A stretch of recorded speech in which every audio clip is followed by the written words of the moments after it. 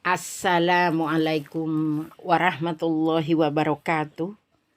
Selamat berjumpa kembali saudaraku semuanya. Semoga sehat selalu dan semoga selalu dalam hidayah dan rahmatnya Allah Subhanahu wa ta'ala.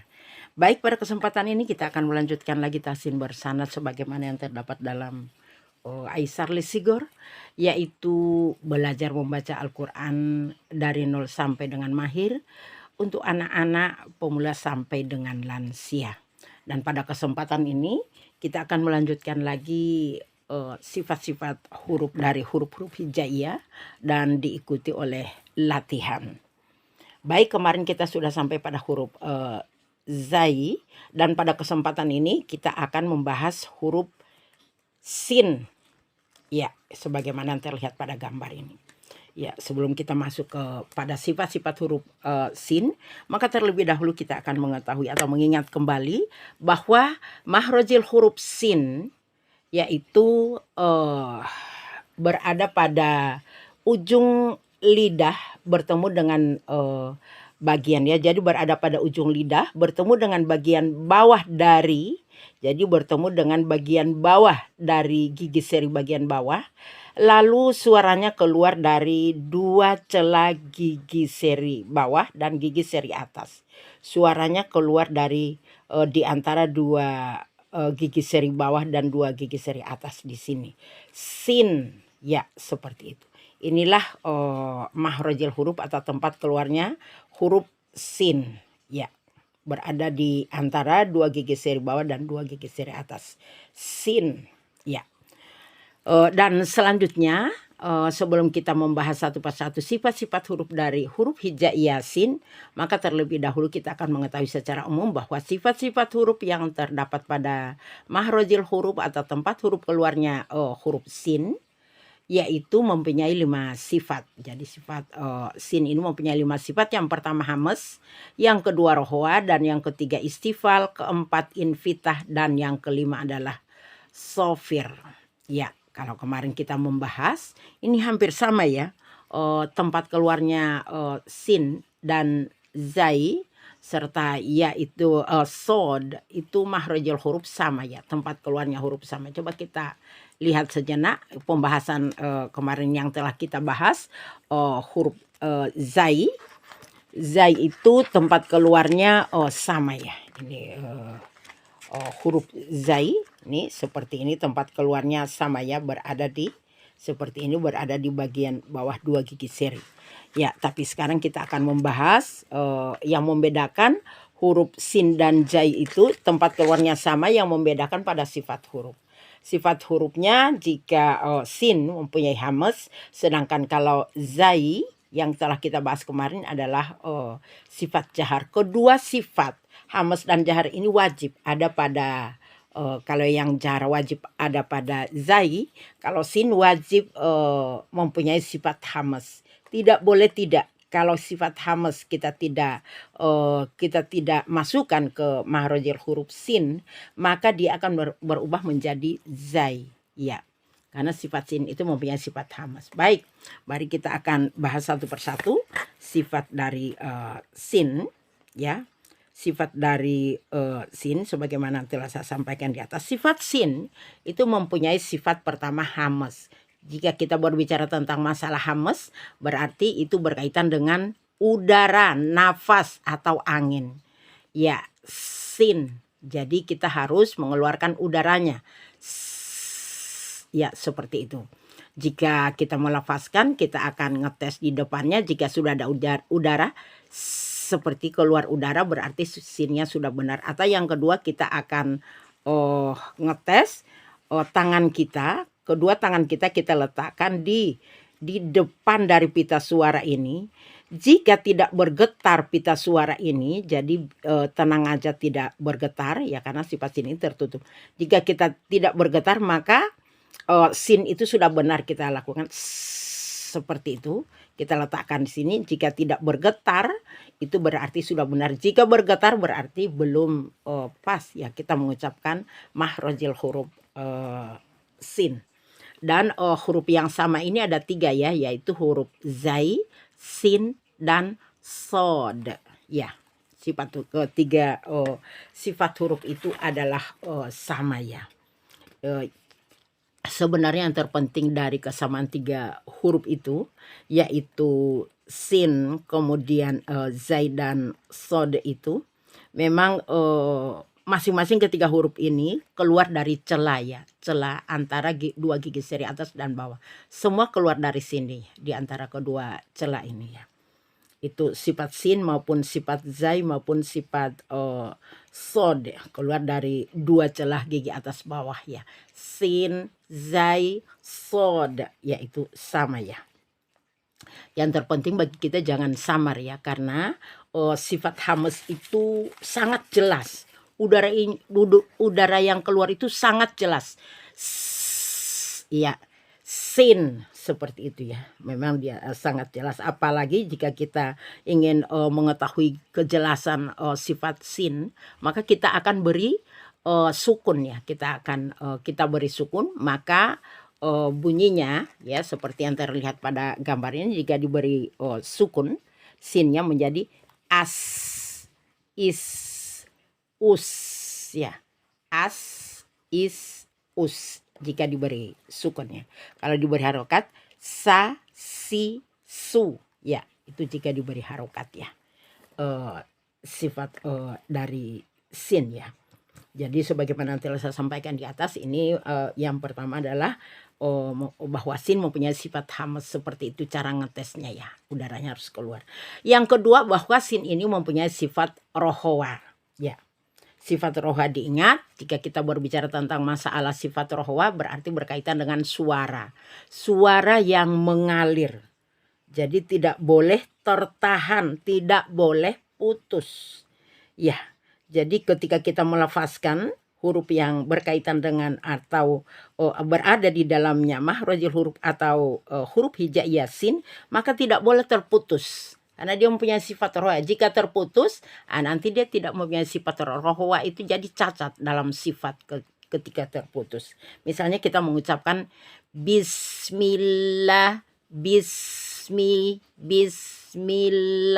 Jadi yang kalau terputus begini, bismillah itu terputus, berarti sifat rohwanya cacat ya. Jadi kita harus hadirkan sifat rohwa, harus nyambung ya. Jadi dia tidak boleh terputus. Misalnya kita mengucapkan bismillahirrahman dan seterusnya. Jadi bismillah tidak boleh, bismillah tidak boleh seperti itu. Harus disambungnya. Bismillah bukan bismillah tapi disambung. Bismillahirrahman dan seterusnya. Ya, seperti itu ya. Jadi tidak boleh diputus antara bis dan mi ya. Harus disambung. Itulah sifat rohwa yang berada pada huruf sin. Ketika membaca Al-Qur'an yang ada huruf sin itu harus tersambungkan karena dia mempunyai sifat rohwa ya. Mempunyai sifat rohwa dan suara itu ketika kita selalu mengucapkan bismillah, bisnya itu, sinnya itu harus keluar dari dua celah ini. Ini adalah sifat rohwa. Dan yang ketiga adalah sifat istifal. Kita sudah sering ya. Sifat istifal itu lawannya itu adalah isti'lah. Istifal itu tipis sedangkan isti'lah tebal. Kalau dia mempunyai sifat istifal berarti sin ini mempunyai sifat huruf tipis. Jadi sin ini adalah huruf tipis. Berarti suaranya harus diarahkan ke depan atau ke arah depan sini, keluar di bagian luar sini. Tidak boleh keluar di dalam. Kalau keluar di dalam sini atau terangkat lisannya itu menjadi tebal ya huruf itu. Jadi kalau dia huruf tipis dia harus diarahkan ke depan sehingga huruf sin itu keluar di depan sin. Sin, as, bukan as, bukan sin, si, tapi sin kita merasakan bahwa itu keluar dari depan ya, depan dari ini. Jadi diarahkan ke depan huruf sin itu, dan itu tidak bisa lirih tapi jelas ya. Jangan diangkat-angkat, lisannya tetap biasa seperti ini atau yang terlihat pada gambar ini. Memang ya, ketika kita akan tidak mengarahkan sin ini ke depan, dia akan menjadi tebal. Sin, sin. Jadi sin bukan sin, sin. Jadi sin, so bukan sa. Kalau kita beri harokat ya. Kalau tebal jadi so, so, so. Tapi kalau tipis sa, sa, sa. Ya, bismillah bukan bismil. Nah, tidak seperti itu. Baik, kita langsung masuk ke sifat berikutnya yaitu infitah. Jadi sifat infitah ini selalu berada pada huruf sin. Infitah itu suara, lawannya kan itbak ya. Jadi suara terkumpul di dalamnya infitah itu. Jadi suara kalau infitah suara tidak boleh terkumpul di dalamnya. Lawannya adalah itbak ya. Itbak, suara terkumpul di dalamnya ya. Ini infitah. Jadi suara tidak boleh terkumpul di dalamnya, harus dikeluarkan keluar ya. Karena kalau terkumpul di dalamnya, kalau kita beri harokat sa menjadi so, so, so ya. Tapi tidak boleh sa, sa, sa, harus di luar seperti ini. Ini adalah sifat infitah ya. Jadi memang setiap sifat infitah itu pasti dia istifal ya. Itu sama, harus diarahkan ke depan. Hanya saja kalau istifal itu kan hurufnya tebal. Kalau yang infitah itu kan lawannya kan itbak. Suara terkumpul di dalamnya. Kalau istifal suara tidak boleh naik ke langit-langit sini ya. Itu perbedaannya ya. Karena dia harus diarahkan ke depan. Baik, sifat yang kelima, istifal sudah, infitah sudah. Yang kelima adalah sofir. Nah ini, sifat yang kelima adalah sofir. Sofir itu seperti suara lebah ya. Sering dikatakan orang suara lebah atau desis ya. Sofir itu ada desis. Desisnya itu kalau dikatakan sofir itu, desisnya itu tajamnya suara ya. Jadi sofir adalah suara berdesis yang tajam. Tajamnya karena adanya celah kecil. Ya, adanya celah kecil seperti ini. Antara gigi seri atas dan bawah itu sofir. Jadi kalau sya itu bukan sofir, sya. Karena dia tidak keluar dari dua celah suara antara dua gigi seri atas dan bawah. Sedangkan sofir adalah desis yang atau tajamnya suara desis. Jadi tajamnya suara desis yang keluar dari celah kedua gigi seri atas dan bawah itu sofir ya. Jadi apakah desis sofir ini desis sofir ini belum tentu ya. Jadi desis sofir itu hanya ada tertentu ya. Hanya ada pada huruf sin, zai, dan sod itu ya. Karena dia ketiga huruf itu yang keluar dari kedua celah. Kalau sya itu tidak keluar dari kedua celah ini ya, sya. Karena dia keluar dari sini. Jadi tidak masuk sofir. Jadi tidak selalu huruf yang berdesis itu termasuk sofir ya. Karena dia yang dimaksud sofir itu dia memang berdesis tapi desis yang keluar dari celah antara dua gigi seri atas dan bawah.